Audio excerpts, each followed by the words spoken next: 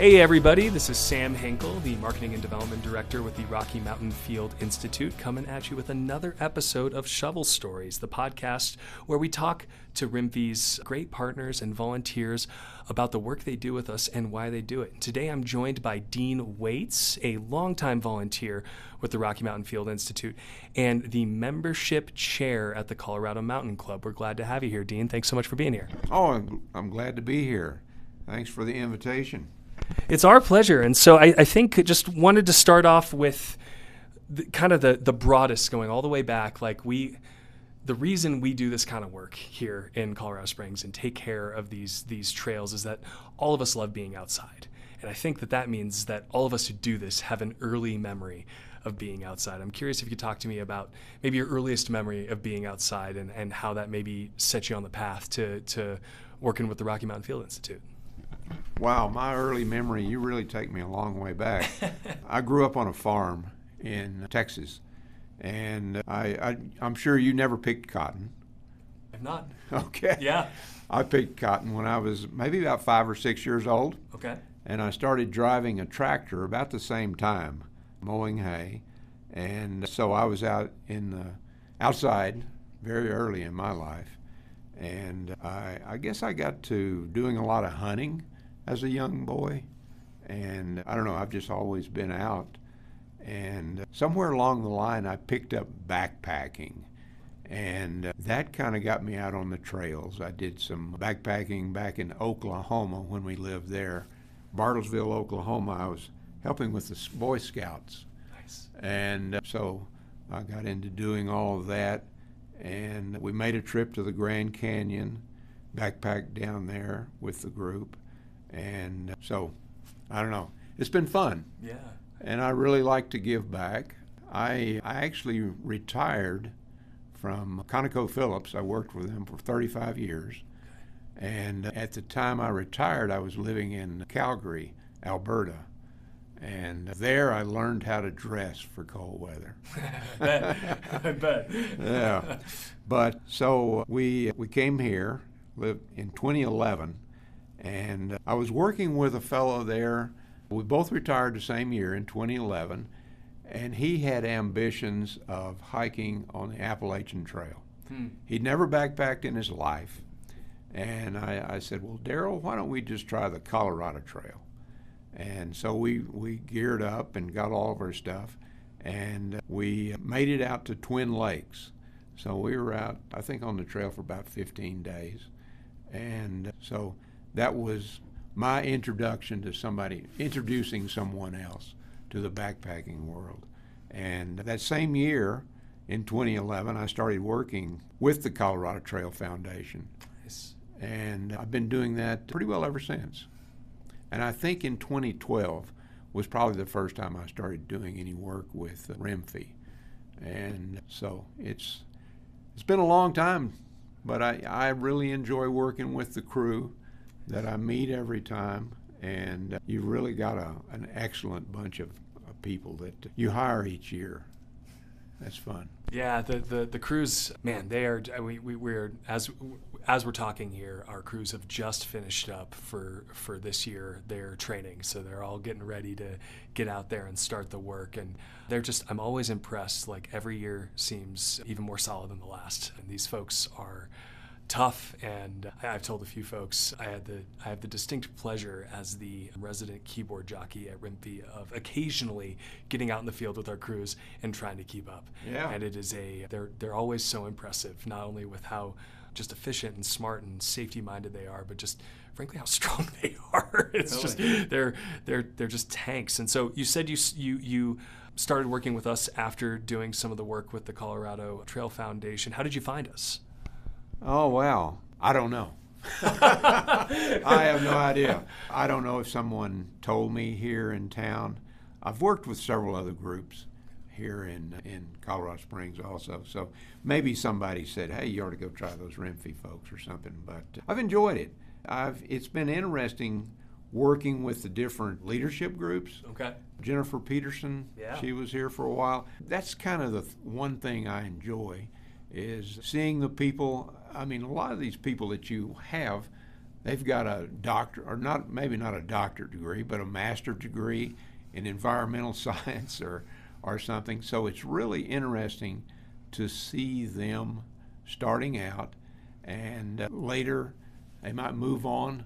I worked with a lady named Lindsay. I don't know Lindsay's last name, but up on the Sandstone Ranch open space. Okay. I worked with her last year. We were doing a little looking around for trail possibilities up there. Cool. And so that was very interesting to see someone later on, that they've kind of moved on and advanced. But I really enjoy. And I know you heard about the donut trip that I made up last year up to on the Crags Trail. You can't miss when you carry a box of donuts up to somebody that's been eating, just whatever they brought up. Food, backpacking food. And so I was a hero there for a few minutes. Yeah, listeners, for context, Dean, I got a great email from Dean last year asking when our crews were going to be up on Devil's Playground, or was it Bar that you went up? I think it was Devil's, yeah. And he asked me when they were going to be there because he wanted to hike up to the camp with a box of donuts. And I got a photo later that week that just made everyone in the office here laugh and warm their heart of Dean up there with sure enough, with a box of donuts. Now, how did you carry? Did you just carry them like you were like delivering them, or were they in your backpack somehow? They were in your backpack. They were in my pack. I was trying to figure out the logistics of how you got that many donuts up there, because it's not, it's like quite a few folks that are working up there any given time. I think they were a little squished too, but I didn't hear anyone complain at all. They just took them right out of the box. That's a beautiful trail, though. I really am looking forward to the completion of that trail. It's really nice. Yeah. We're cranking away on it. We should be getting above tree line this year, which we're very excited about. I mean, you clearly have, when I talk with our crews, everyone talks about how awesome Dean is. You've developed an incredible relationship with these crews that some come back, sometimes they're here for just a year.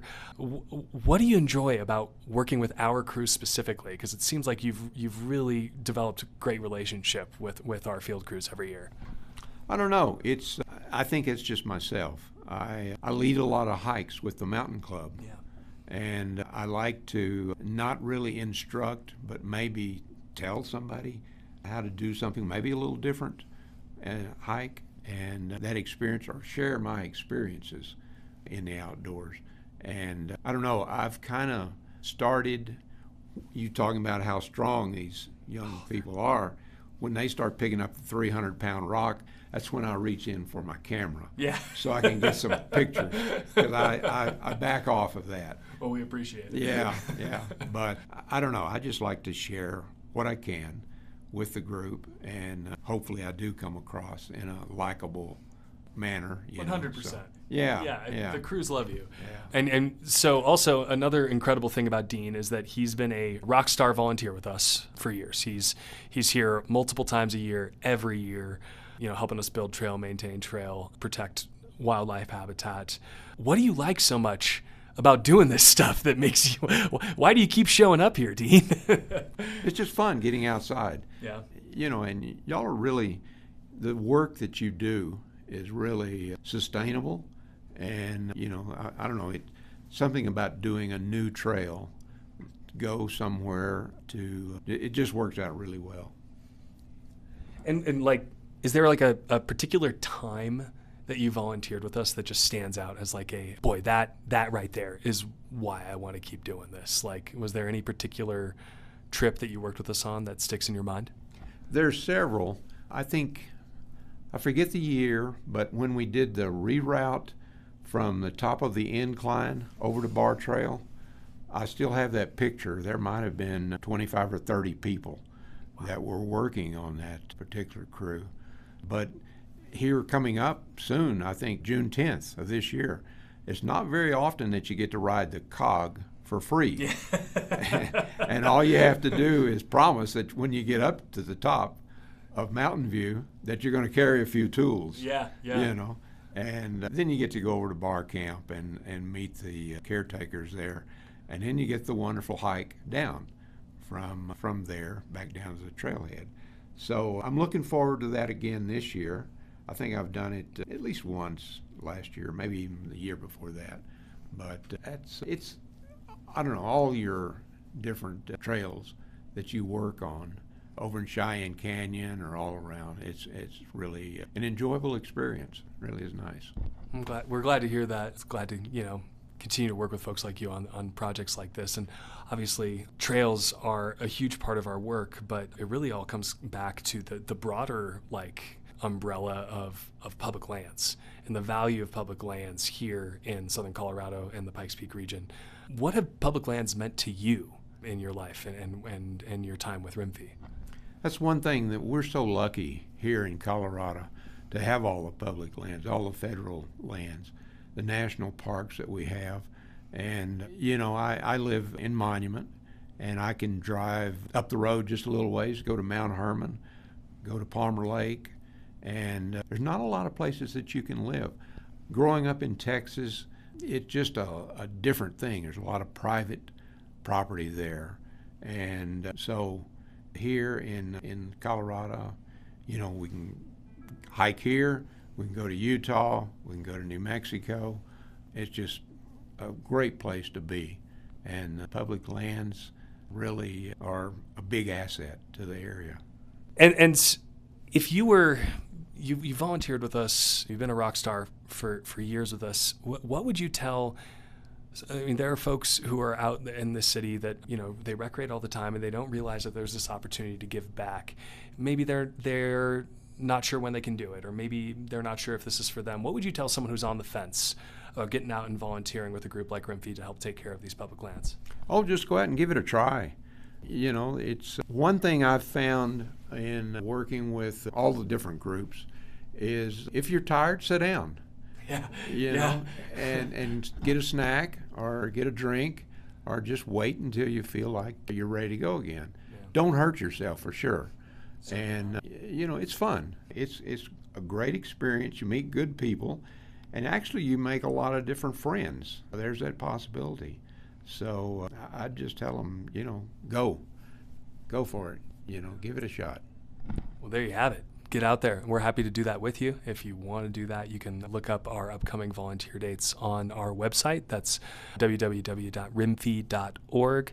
Before we go, Dean, what haven't I asked you? What else would you like to share about public lands, why they matter, why we should give back to them? Well, you haven't asked me my favorite snack. Oh, man. One thing. We got to know that. Oh, it's chocolate. It's chocolate. Dark chocolate. Okay. Dark chocolate. Yeah. Now, is that when you're backpacking, or is that just like bar none, dark chocolate all the time, please? It's got to be backpacking. If I did that all the time, well, I wouldn't even be able to put on my pack. Dark chocolate. If you guys run into Dean on the trail, be prepared with dark chocolate. Dean, thank you so much for taking some time with us and for all of your contributions to our organization. You have done probably more trail work than any one of our volunteers has ever done. So I just want to say thank you so much for all you've done. Well, thank you. Yeah. And keep doing a great job here at RMFI. We'll keep working on it with help of volunteers like you. So thank you so much. And folks, that is Shovel Stories for this month. We'll catch up with you in a couple of months. Thanks so much.